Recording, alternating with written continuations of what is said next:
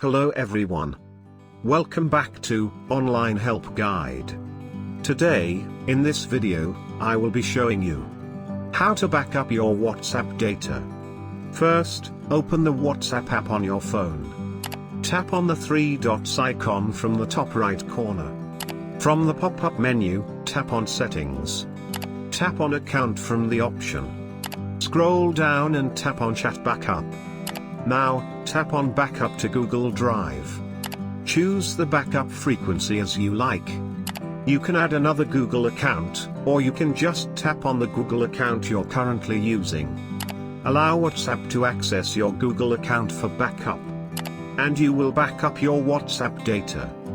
Thank you for watching Online Help Guide. Hope this video was helpful, and you're able to back up your WhatsApp data. If you like our video, then don't forget to hit the like button on our video and comment down if you have any question or feedback.